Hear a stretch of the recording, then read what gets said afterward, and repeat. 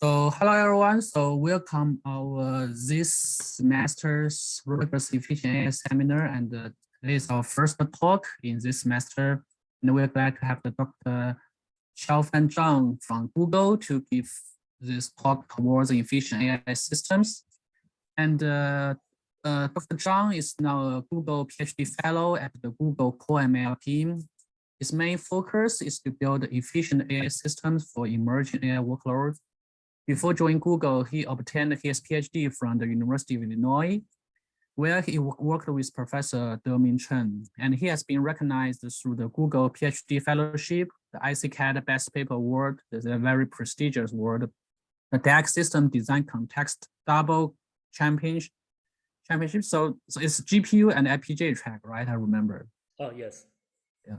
And the golden medal of the ACM student research. I think that is also very prestigious award.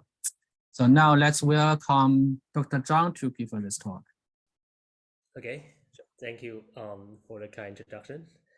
On today's talk, I'm going to talk about how to design efficient AI systems, and that's quite related to my current research. And basically, I will introduce three of my keywords. If you find it interesting, you can refer to the link and refer to the publication below, and to find more details about today's talk. And let's have some background and motivations for this talk. So as we can see, AI has created significant impact on our lives. And we also notice many new applications are emerging in the recent decade. So for example, it's frequently seen that people adopt AI for image processing, which help machine to better understand our human world.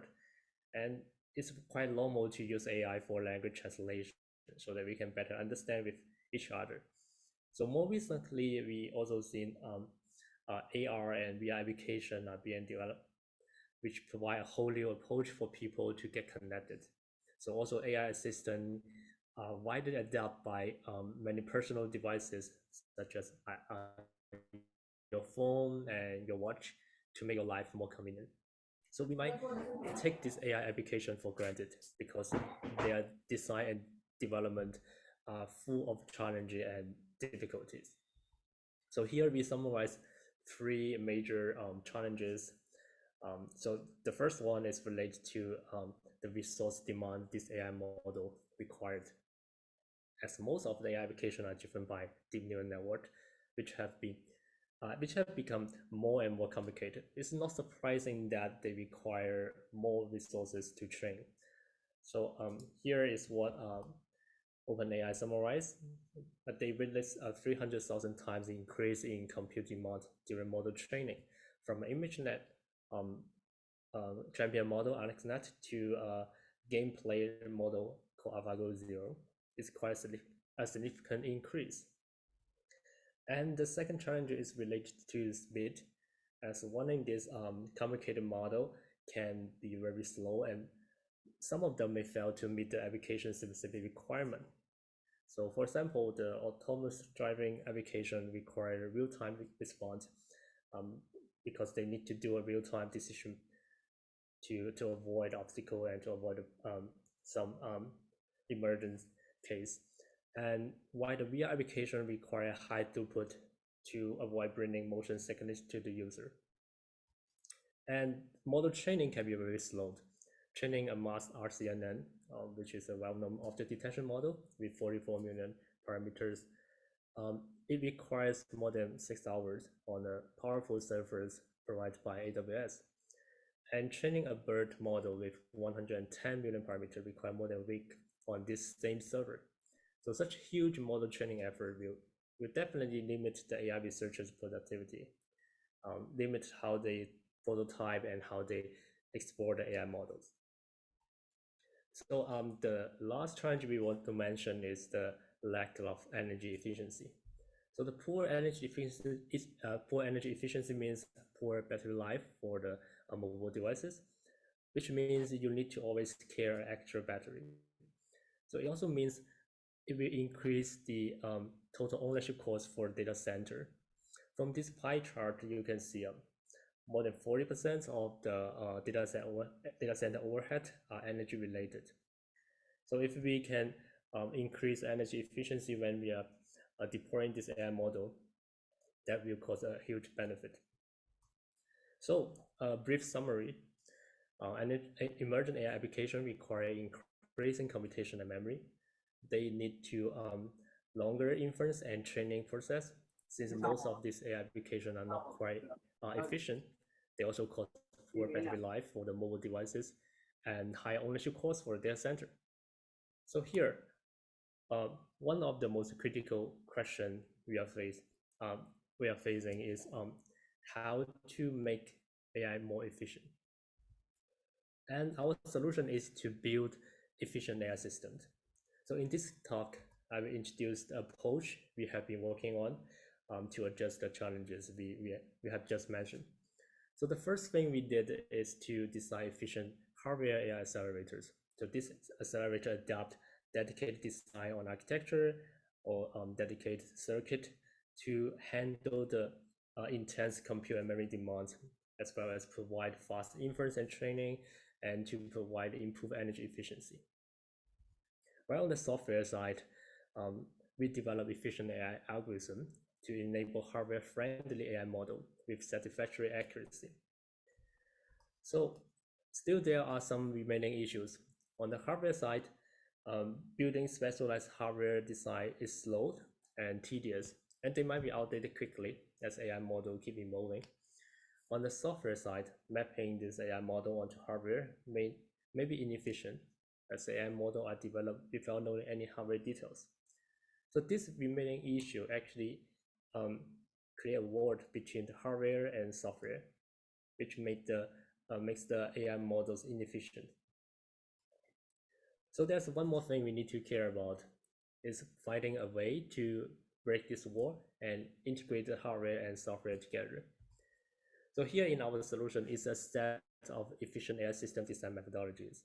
So these methods can address the difficulty of hardware development and to enable hardware software co-design and co-optimization. So in today's talk, I will introduce 3 keywords to cover each of these 3 major components for building efficient AI systems. So let's take a look at today's agenda. So I will start with the efficient hardware AI accelerator design by introducing the builder. It's followed by an efficient AI algorithm to enable compact but accurate AI models. So at least I will introduce AutoDistill, which is efficient AI system design method, and showcase how we use them to handle the emergent NLP applications. Now, to start with, we need to answer an important question. What challenges do AI hardware accelerator need to address? I believe figuring out this question can help better design and implement the accelerators. So I summarize 4 challenges here. So AI accelerator need to provide fast AI execution with high throughput, low latency, and real-time response.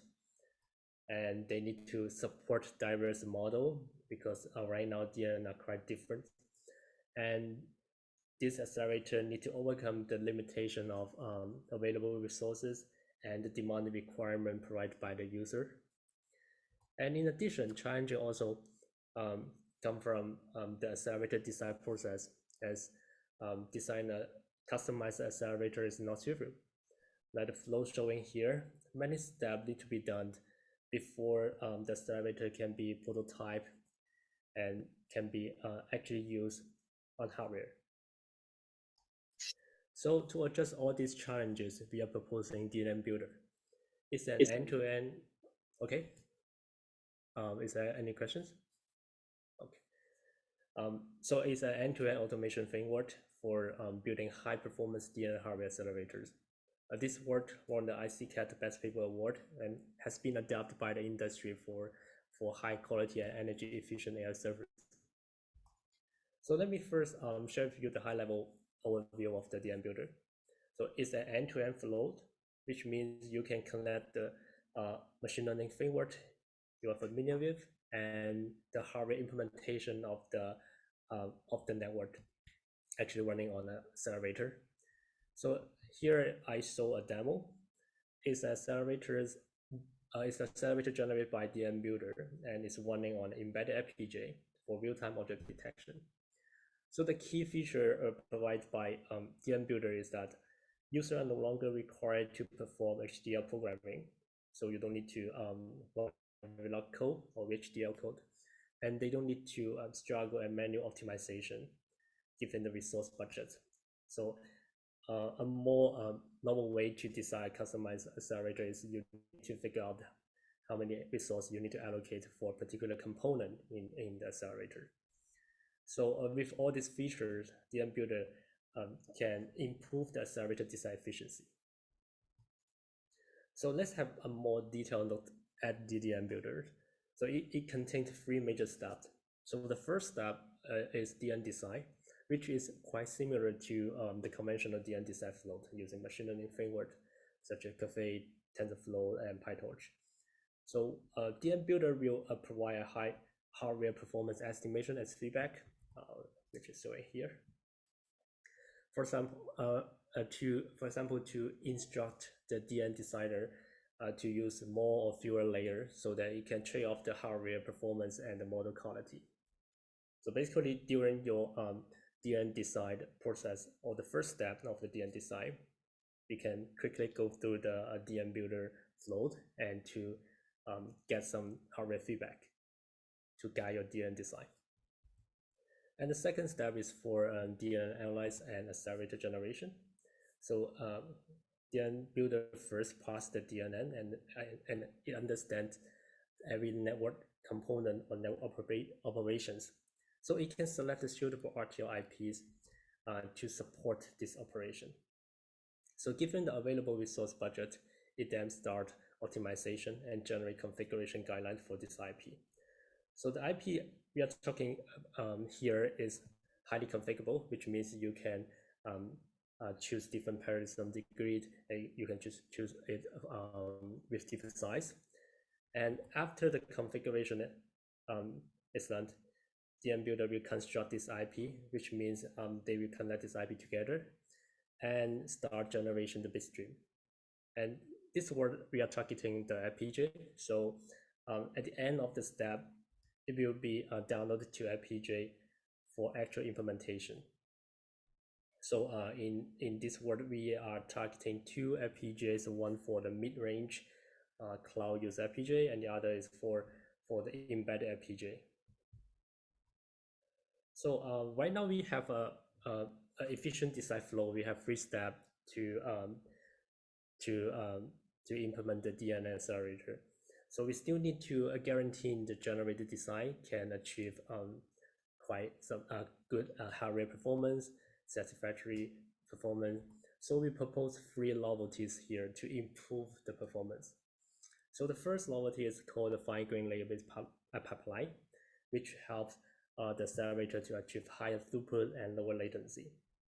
And the second one is called a column-based cache. So it can support high resolution input for most of the CV application, and it can reduce the object memory overhead and help adjust the external memory bandwidth. And the third one is the highly optimized and configurable IPs. So I will go through each of them in the next slides. So the first one, the fine-grained layer-based pipeline. So here, this figure shows a conventional pipeline running some AI application. For example, here is the object detection model with 9 major layers. So every dedicated pipeline stage handles 1 major DN layer, and the whole pipeline will reach the optimal throughput if these stages are load balanced with similar latency. So you can see the width of this diagram actually is quite similar, which means they are achieving the optimal throughput here. So however, the major drawback of this kind of design is the long initial latency before the pipeline becomes saturated and generates result. So to overcome this issue, DM Builder introduced a fine-grained layer-based pipeline and enables stage overlapping. So you can see most of the stage are overlapped from the right-hand side. So the more detailed example here is for layer 2, for example. The layer 2 doesn't wait the combination of layer 1 stage, but it actually start working with the available data. And that means we can keep the pipeline busy without waiting too long. So this feature actually reduced more than 7 times latency compared to the conventional pipeline when we are running the same object detection model here, which improved the accelerator's real-time capabilities.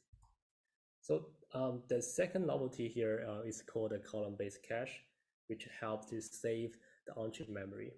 As we know, the on-chip memory is quite limited in most of the AI accelerator.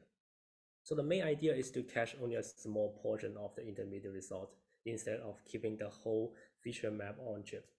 So here is an example showing how it worked. So the blue dots here, you can see they represent a three-dimensional input feature map generated by the previous DL layer. And we call the height and depth play one, we call it one slice. So you can see here we have 4 slices. And when we are talking about a 3x3 convolutional layer with a slice size 1 example, so here by holding 4 slices, we can support 2 sliding window operations. So after that, we can kick out the old slice and refill the new slice. And every new slice continuously support the next sliding window operation. So that means we don't need to store the whole intermediate feature map, but we can just keep, for example, like 4 slices on chip. So this is the feature help us reduce the on-chip memory overhead. So here is some experiment showing how it worked. And for the on-chip memory overhead, actually this feature helped us reduce more than from 7 times to 320 times on-chip memory utilization on this model. So on average, it reduced more than 43 times on-chip memory usage. So this model is running HD UNO, which means the input is like high definition input. So the third novelty here is the optimized and reconfigurable RTL IP. So DM Builder first analyzed the input DNN, and it figures out all the necessary network components. So these components are then decomposed into the basic functions. We call it DNN function, and then it will be each of these functions will be mapped to the basic RTL IP. So this IP is the basic building block of the accelerator. So DM Builder will configure these IPs and construct the accelerator. Yep. So now the problem is how to configure this IP by considering the resource constraints and the performance demands. So that's why that's how the algorithm, how this resource allocation algorithm kicks in. So we propose an automatic resource allocation algorithm to solve this problem. So here is some base equation we are going to mention. So here we use C sub I to represent the computation demands of layer I, and R sub I to indicate the computational resources allocated to this layer. So C for the computation demand and R for the resource. So the first equation shows that the latency of layer I is directly proportional to the compute demand and inversely proportional to the compute resources allocated. That means if we allocate more resources, we could like to see the latency or some throughput improvement. And all these resources are restricted by the total resource budget. So since the accelerator follows a pipeline architecture, that means its throughput depends on the stage with maximum latency. So that stage will be the bottleneck. So to achieve the best overhead, to achieve the best overall throughput, we need to follow the guidelines showing in equation 3, which means all the pipeline stages need to be perfectly load balanced. And only in this case, the accelerator can reach the optimal throughput. So DM Builder will follow this guideline to allocate the compute resources for each stage. So it's quite like a conventional pipeline design. for the resource allocation. So here with the compute resource allocated, now the problem is how to deal with the memory bandwidth. To get started, let me first introduce the roofline model here. In the roofline model, its x-axis shows the commutation to communication ratio, which is called the CTC ratio. It represents the number of operations per byte accessed from the memory. And for the y-axis, it indicates the the achievable performance. So assuming a bandwidth with 10 gigabyte per second, we can divide the area under this orange roof line. So here we have a compute bound area, which means the achievable performance is limited by the computation resources allocated. And here is the memory bound area, which means it's limited by the memory bandwidth. So now we can place each pipeline stage into this coordinate according to their CTC ratios and the target performance, like this way. So DM Builder tries to satisfy the bandwidth requirement for each stage, but in most cases, the memory bandwidth is not enough. So you can see if we sum up the memory bandwidth for each pipeline stage, the total memory bandwidth will actually, we need to spend more than what we have. So you can see the slope here of the original line is greater than the allowed value, which is a black one. So that means we need to reduce the total bandwidth usage. So what DM Builder did is to start adjusting the one that used the most. So in this case, is the stage of running convolutional free, it used the most. So to save the bandwidth and maintain the achievable performance, we have to increase its CTC ratios. So we can lower the overall bandwidth, like this way. So to implement this idea, we need to refer to our column-based design and to enlarge the size to keep more slices on chip, so that the same amount of DM parameter fetched from off-chip memory can stay longer on chip and perform more operations. So effectively, we can lower the memory bandwidth demand for this stage. So that's the whole idea for how we adjust the memory allocation. So let's see how well DM Builder performed with all these novel designs. We target an embedded FPGA for edge AI application. DM Builder outperformed previous designs in both performance and power efficiency using the same hardware device here, which is embedded FPGA. So it is 3.8 times and 2.3 times faster than the previous design. And we use a mid-range FPGA for more cloud-based application, and it delivers more than 2,000 jobs with 16-bit condensation. And our solution also significantly faster than the previous design by 2.2 times and 5.1 times. And we also extend the comparison to GPUs. So the major benefit is the higher energy efficiency compared to desktop GPU X and the embedded GPU TX2. So with this state-of-the-art performance, DM Builder has been making an impact on the industry as well. It has been adapted to provide efficient AI accelerators for various different applications. For example, the demo showing here is for real-time traffic signal recognition. Basically, DM Builder can save a lot of time to develop a customized AI accelerator. So now let's take a look at the second part, the efficient AI algorithm. So with the hardware accelerator ready, the next question is what can be done on the software side to make the AI system more efficient? So one solution is to make AI model more compact following a so-called top-down design flow. And in general, this flow starts with setting a reference DNN by concentrating on the accuracy. In most cases, this DNN is too complicated and required to have hardware-related optimization, which means we need to compress the DNN, we need to do the condensation, need to do the pruning. So however, it may also cause quality degradation. So that means we need to do the fine-tuning or retraining to regain the accuracy on the software part. So eventually we will have an iterative process between the hardware and software optimization, and until it's ready to go for actual deployment. So this is like a more conventional design flow for compact DNN, specifically for the embedded or edge AI application. So this flow has two major issues.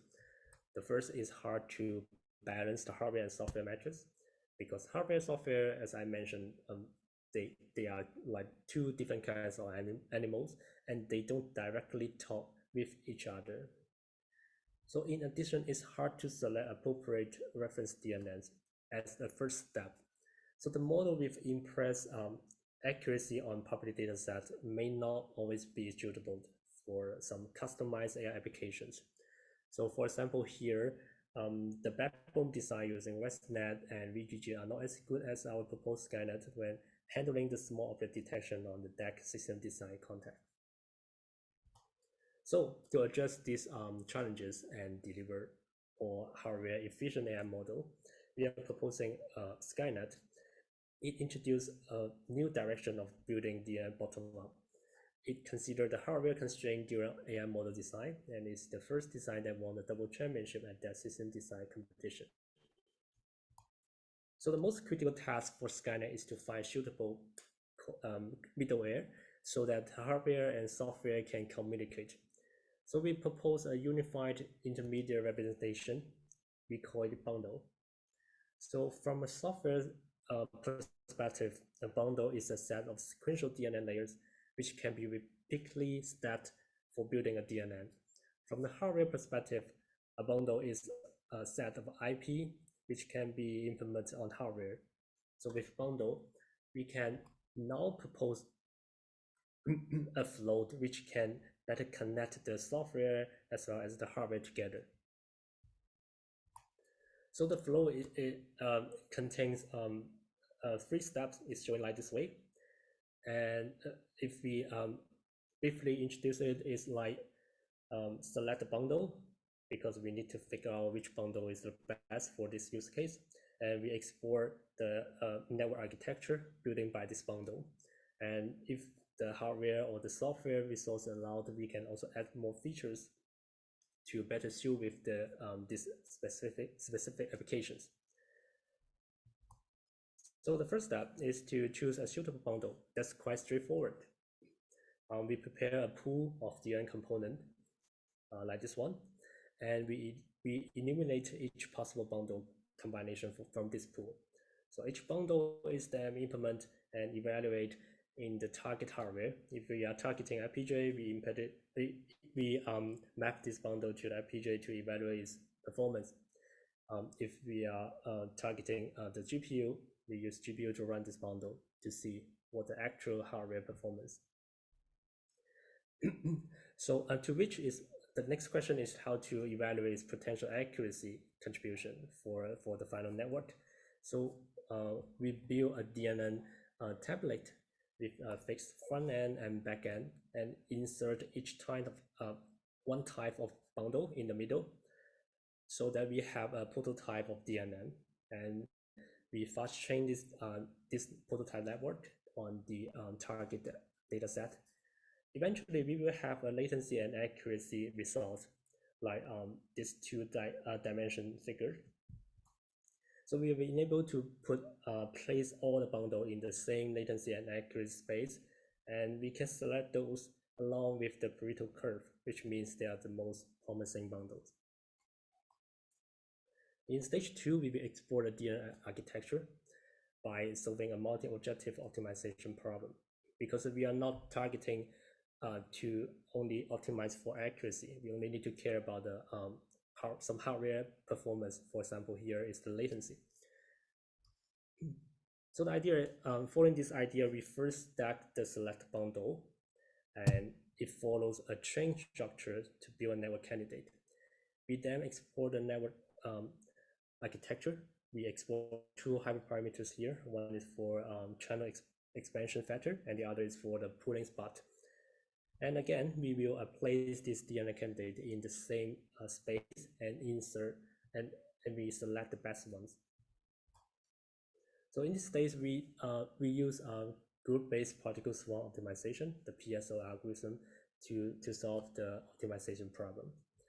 And here we only focus on latency and accuracy. It can be expected to focus on more dimensions if the user or the application requires. So each DNN candidate is considered a particle, and candidates built by the same bundle are in the same group, and the network evolutions will only happen within the same group.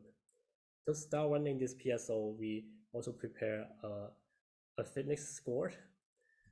And for more straightforward evaluation here, you can see it covers both hardware and software metrics, so such as the accuracy for the software and the inverse latency for the hardware. So these two parts can be balanced with different alpha ratio.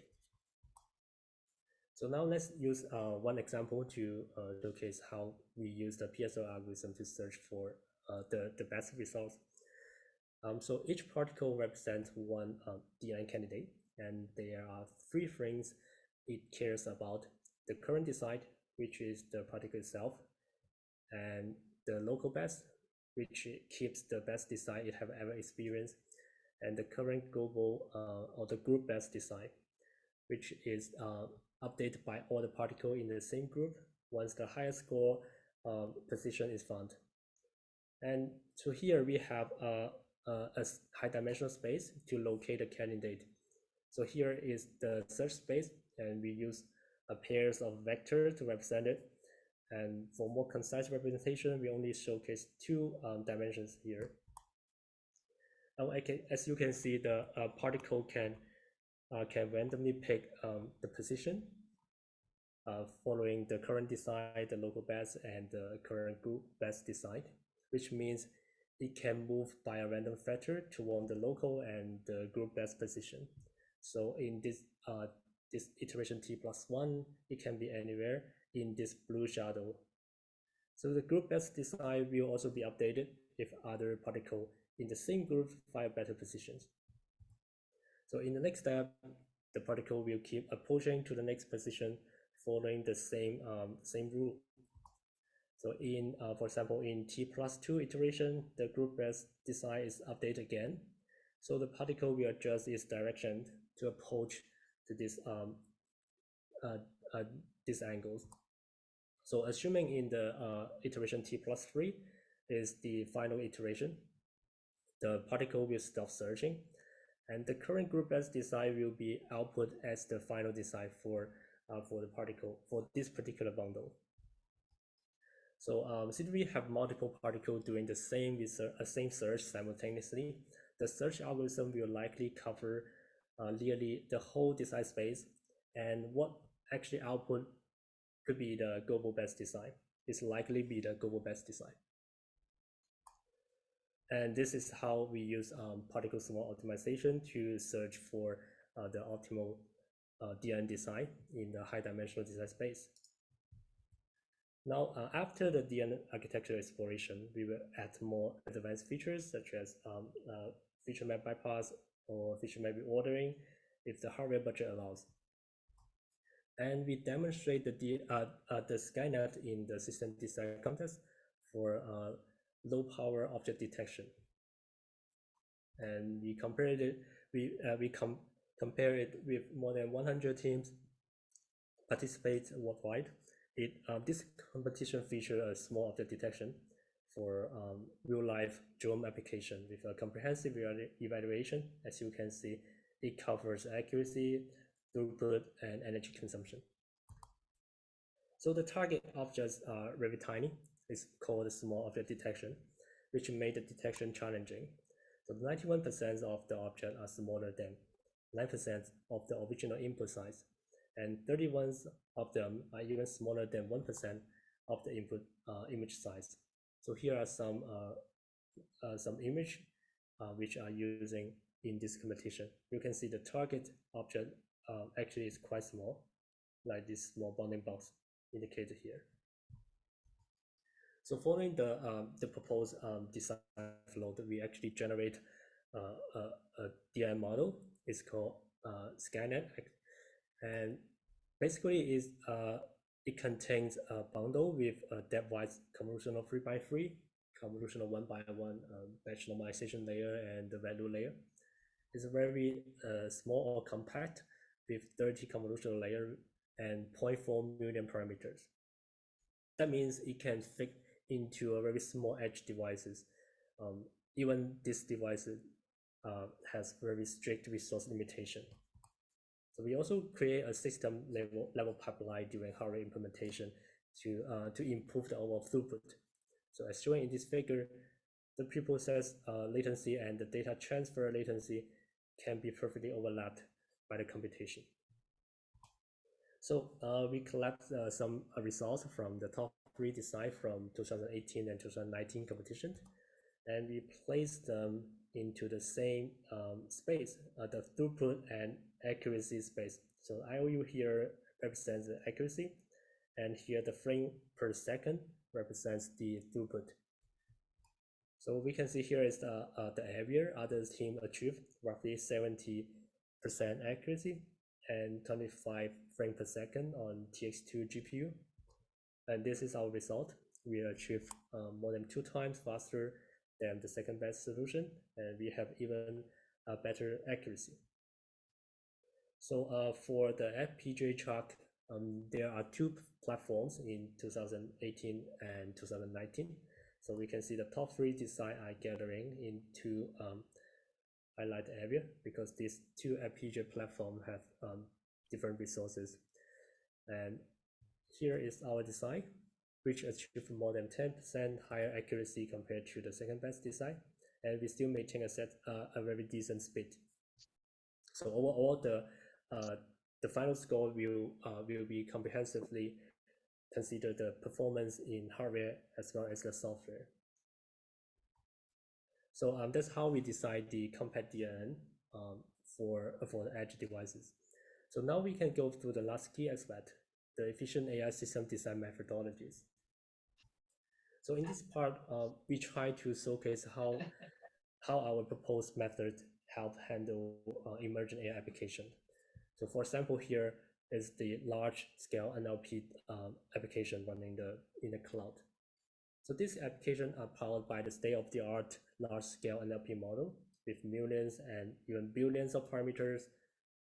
How to serve this model has become a tough challenge due to their enormous model size and the demanding QoS requirements, such as the real-time response, such as the latency for the inference. And here I use a group benchmark to showcase the recent development of the NLP models. It's a collection of multiple NLP tasks to evaluate the model's capability of the general purpose language understanding. So here are 3 examples. One is to identify the reviewed or not reviewed, and the one to determine whether the sentence is paraphrase of another, and the other task is to identify the similarity of two select sentences. Very interesting benchmark in the recent NLP application. So by evaluating the NLP model, we can see the quality of this model actually increase. And here is a baseline, which is the human capability to do the natural language understanding. So we can see some of the model perform even better than human in some particular case. And that's a great quality improvement, but this quality improvement also comes with a commercial price because that's because the increasing model size brings this quality improvement. So by checking this figure, we can see that the number of parameters in recent NLP model has increased by 3 orders of magnitude from BERT with 340 million parameters to the latest one released by Google with 1.6 trillion parameters. But these models are difficult to serve even for the data center because of their enormous model size and their demanding requirement. So serving this model also results in the increasing cost of ownership. And it's necessary to have a systematic and effective method to develop an efficient AI system for running this large-scale NLP model. And because the NLP model are quite popular and they can be frequently found in today's cloud servers. So we are proposing AutoDistill to provide an effective method for serving this large language model in the cloud. It's the first fully automated framework integrated model distillation and network architecture search to deliver hardware efficient NLP pre-trained models. And so let's cover some background of the knowledge distillation. So it's a process for transforming knowledge from a larger model, which is called a teacher model, to a smaller model, which is called the student model. It provides a solution for replacing the original large NLP model by a more compact model if the smaller model have similar behavior regarding the inputs. That means we don't need to serve the teacher model. We only need to serve the student model, which is quite compact and easy to serve and save a lot of energy. So compared to the conventional deep learning model training, knowledge distillation allows the student model learn from both hard label from the dataset and the soft label from the teacher's model. So here, that's the difference between the hard label and the soft label here. Actually, the soft label contain a lot of information which can be learned by the student. It's not just the label, it's not like a one-hot code, but actually it's a distribution of the output from the teacher. And here shows a basic knowledge distillation flow. We can see there's the two loss functions. One loss function was for the student to learn from the teacher models, and the other loss function was for learning from the dataset, which is like the conventional model training.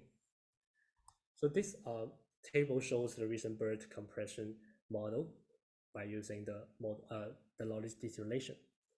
So compared to the BERT base model, the compressed one use half or even a quarters of the parameter, but they can still deliver similar or even better results. It demonstrates that the knowledge distillation is quite useful to help us reduce the model size. So, however, the existing distillation methods are not good enough, as they heavily rely on manual effort to decide a suitable student model within the particular teacher model, which will limit the time to market when we are targeting the fast evolving model. We need to design a student model for each teacher model. So also these solutions are not aware of hardware matches, such as the model execution latency, as this method only focus on achieving higher accuracy. So it might fail the QoS requirements. So what we actually need is a solution to provide automated distillation method without human in the loop, and a solution with multi-objective guidance, considering both hardware and software. So with all these features, we would like to have a more comprehensive design flow or design methodology for the NLP application running in the cloud. So that's how AutoDistill is proposed to provide a more efficient solution in this case. So AutoDistill is an end-to-end solution which integrates model distillation, as I mentioned before, and the student model architecture search, which means we don't need to manually design the student model. The algorithm will pick the most suitable algorithm for us. So the input of AutoDistill is the user-defined requirement. So here I present a set of these user-defined requirements, such as the target hardware, the task they are targeting on, and the constraint. So the output is the fully distilled model that are ready to serve on the target hardware. So this flow is executed in a loop, as you can see here. It's like a loop in order to search for the most suitable models. Every time the loop is finished, we call it one iteration, and every iteration covers the model architecture search, knowledge distillation, and model evaluation of hardware. And here I will briefly introduce each step. is quite straightforward because each step is do only one particular thing. So for example, here for the first step, we do the architecture search. We define the architecture design space and adopt a search engine to perform the search. So for each iteration, the search engine select one model candidate within this predefined design space and pass it to the step 2 and 3 for accuracy and hardware performance results. So basically the search performed here, and it requires the feedback from step 2 and 3 for accuracy and hardware performance. And the goal is to discover some suitable models considering both a user-defined requirement regarding hardware and software matches. And in the second step, we introduce two types of model distillation, the flash one and the regular one. The flash one is called FD, and the regular one is called regular distillation. Both of these distillation contain 3 types of knowledge distillation. You can find more detail in the reference I mentioned before. And basically, this distillation is going to help student model to mimic the output behavior of the teacher model. So the differences come from the training step count. As flash distillation, as the name indicates, it requires much fewer training steps. And the goal of flash distillation is to identify some promising model at the early stage. And on the other hand, the regular distillation was for fully preparing the model with a full set of training. So basically, we spend less time on the flash distillation to identify what could be the promising model. So in the last step, the student model is evaluated on the target hardware. So in this case, we use the latest TPU as our target hardware so that we can capture both software and hardware matches and send them back to the first step to perform the search. So one interesting part is how we define the design space, because we need to enable the automated search instead of manual design.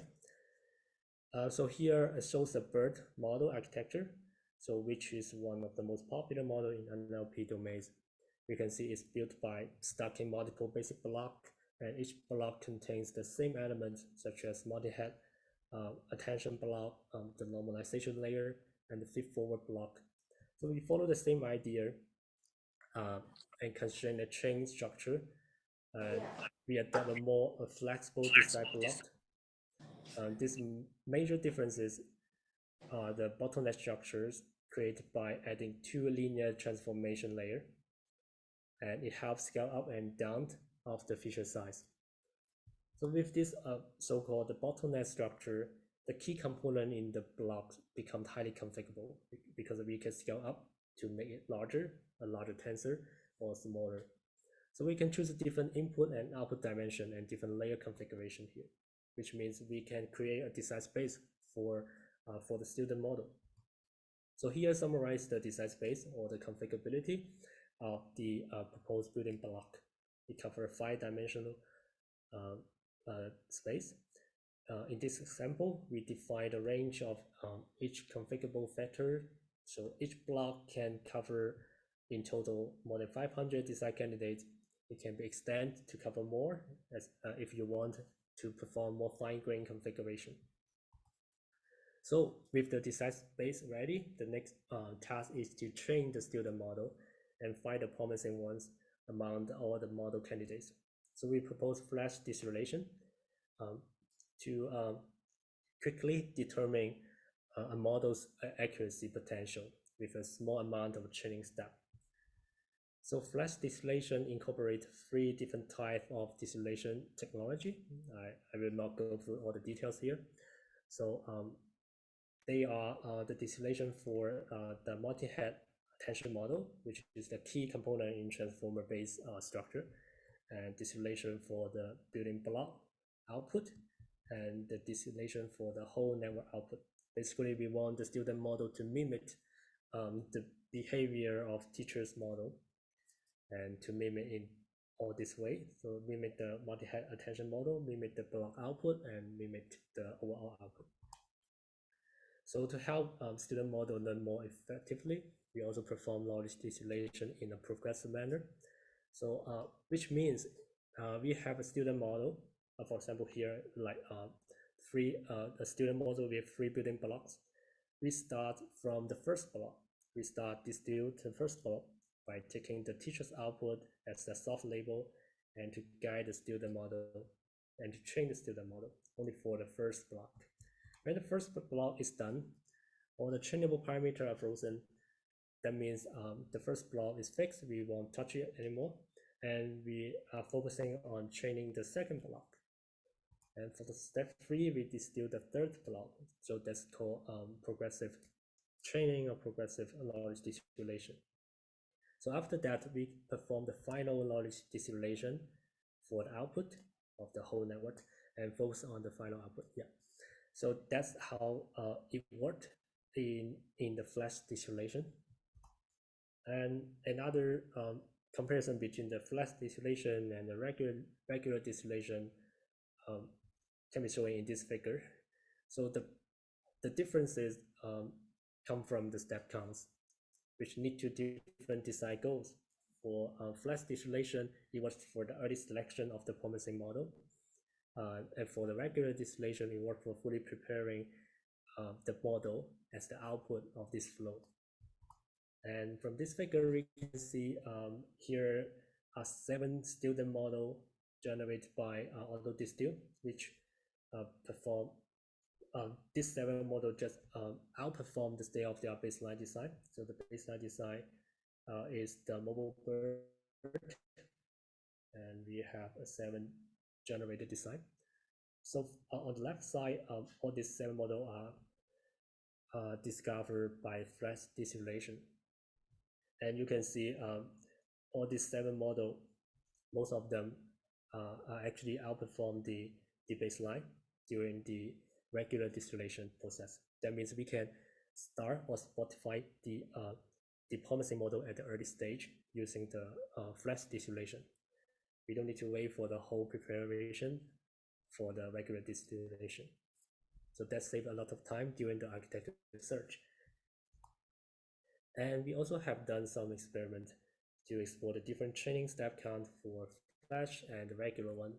So in this figure, we launched 4 flash distillation with certain percentage of the step number using in the regular one. So here is 100% as the regular distillation. Here is 1.25% of the regular distillation.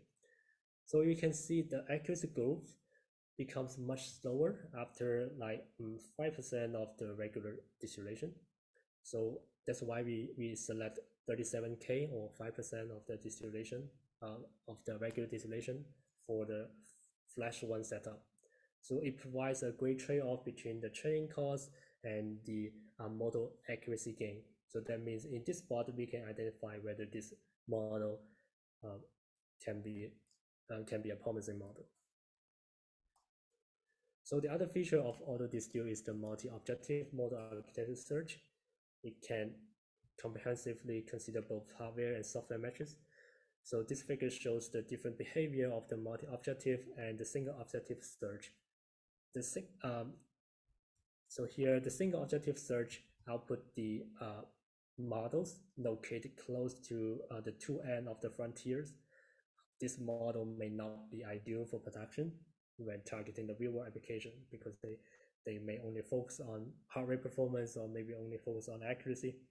So in our design, we consider the multi-objective optimization so that we can have a better balance among the different requirements, and we can discover a better model compared to the baseline in this way. So finally, we adopt AutoDistill, and we successfully discovered several promising models. We then adopt the same benchmark to evaluate them. So this proposed model achieved a higher overall score than BERT, but they only consumed 5x fewer parameters. The proposed design also shows better hardware performance and model quality than the state-of-the-art compressed analytic model. So the more detail will be covered in a paper. So here a little bit summary in this talk because we talk about 3 different key components to what efficient AI system. The first one is efficient hardware AI accelerator. I introduced the builder for more fast and more efficient AI accelerator design flow. And the second part is for the efficient AI algorithm design to develop more hardware friendly or hardware efficient model so that it can run on the resource constrained edge devices. And the last section is about system design methodology, as I introduced AutoDistill for more systematic design method to serve the large-scale NLP model. So that's all for today's talk, and thank you, everyone. Thank you, Xiaofan. A very great work. Any questions from the audience? You are free to unmute yourself, or you can also input your question in the chat box if you want.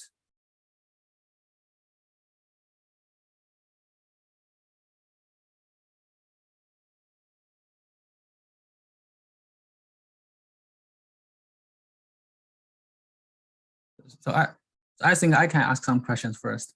So, so in your third part of the talk, you mentioned this the hardware-aware design, right? And so your target hardware is the TPU. Yes. Yeah. So I was wondering, so how you include the hardware performance into your framework? So do you like establish like a regression model or performance prediction model for the hardware? Mm-hmm. Yeah, for a certain hardware, which is exist and fixed, it's quite straightforward to to have the hardware performance. So for this case, we can capture the hardware performance by running that model actually on the TPU, because the TPU is available for us to use. So for more emergent design or for more customized design in ASIC or FPGA, we may use some estimation format like, as you say, the regression model or some combination of a linear or nonlinear function to simulate the hardware behavior. So I think in this case, it's more realistic because we actually capture it on the hardware, and that's available for us. But for other case, that may not be the chance for hardware feedback. I think maybe I do not convey my questions in a clear way. So because since you need to do a kind of the hardware NAS, right? So during the optimization, so every time you during a search phase, so every time you find a model, you need to evaluate that, right? Yes. And so all the evaluations are based on the TPU, kind of a real measurement. Mm-hmm. But in that case, since we need to because you are still in the search process, you need to quickly get the measurement results and then get back to your GPU to further to utilize that measurement result to further optimize to redirect your search directions. So in that case, if you do for every model we searched during your search phase, so and if we measure them. If we measure all of them, so I think so the entire search time cost will be kind of very huge because a lot of time are spent on the communications between your GPU and your TPU and so on. And actually, in this particular work, the training and training basically for the accuracy feedback, and the inference basically for the hardware feedback. So all of them are done on TPU, so we don't need to transfer. If we are targeting the same TPU, if the training and inference are okay, I see. on the same I see. TPU. Yeah. Okay, because your target is TPU, so you can do both the training. Okay, I see. Yeah, I understand. yeah, but there's another case if the training and deployment are targeting on different devices, then that the point you mentioned is very considerable because we need to think about how to transfer from one device to the other. Yeah. That's a problem. And in this case, we can prepare a lookup table we can prepare a lookup table which is offline lookup table to keep all the hardware feedback. So I think that makes one solution. Yeah, that makes sense.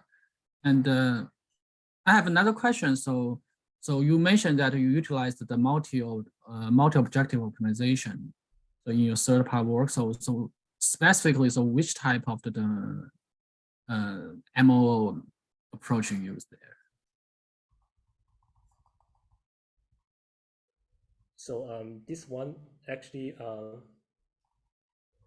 we use a Bayesian optimization. Okay, use the Bayesian model. Okay. Yeah, but actually other algorithm which support multi-objective optimization should work on this framework. So that's only a showcase. We pick one algorithm and we make it work. Of course, the PSO also worked on this part. Yeah.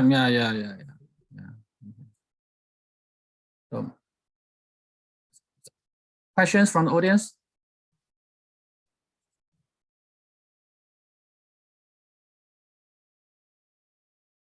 You can unmute yourself.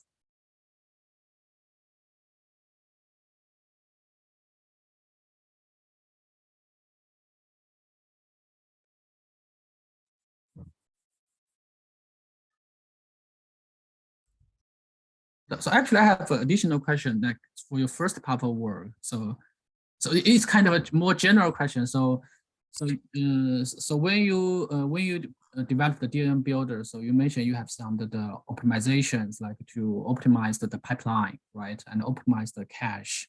Yeah. So I was wondering, so whether we can do further, we don't need kind of the manual optimization for the pipeline or the cache organization. So all of this can be done in a more automatic way.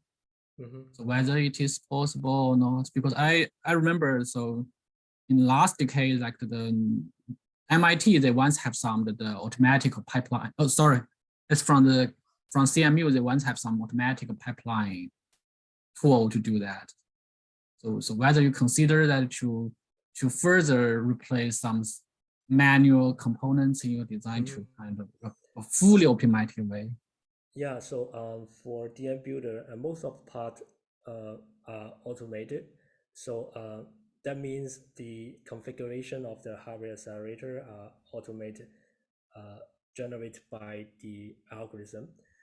The feature you mentioned, the fine-grained pipeline and the column-based cache, the architecture design is manual because we need to specify we use fine-grained label-based pipeline. We don't need to use the conventional pipeline. But how we configure this pipeline and how we insert the parameter, how we use more or fewer resources on chip, I think that part actually automated. If we try to push further to have more without human in the loop design, that means we may only need to consider different type of hardware architecture and let the algorithm to pick what kind of architecture is the most suitable one given the certain user-defined requirement. I think that's totally possible, but we need to prepare more to have a better understanding of different architecture, better understanding of different trade-off between the change of different parameter or components or different back-end hardware. So for DM Builder, I think is a case study on FPGA. We still have room to expand to other hardware like the ASIC or even some particular architecture. So I think that's totally possible. Okay, thank you. Look forward to your new research work. Thank you. I think I have already asked a lot of questions. So questions from the audience?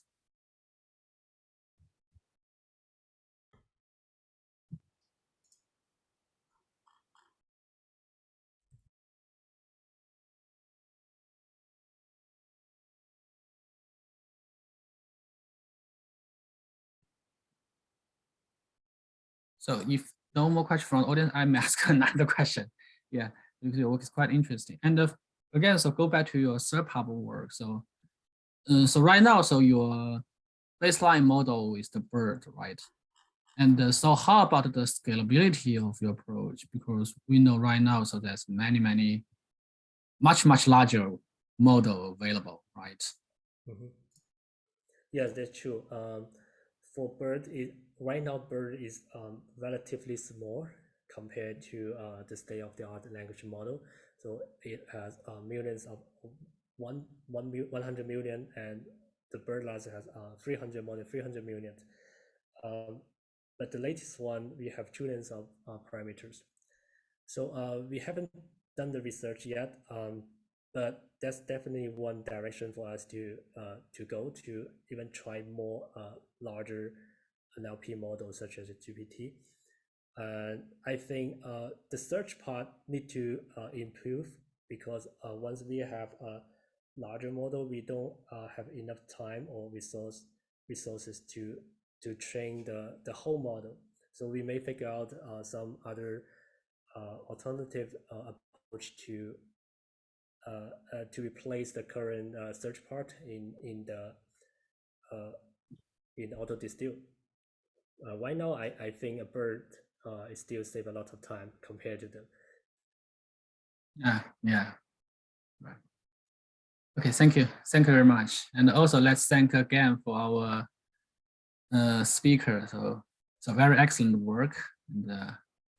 And so before we end today's seminar, so I want to announce that so our next week's seminar talk will be held on Monday because of the time conflict of the speaker. So our next talk will be the September 26th, Monday, still 11 a.m. EST. So look forward to see you guys again. And also, again, thank Xiaofan. So thank you very much. Very excellent talk. Thank you. Have a wonderful day. You too. Thank you. Bye.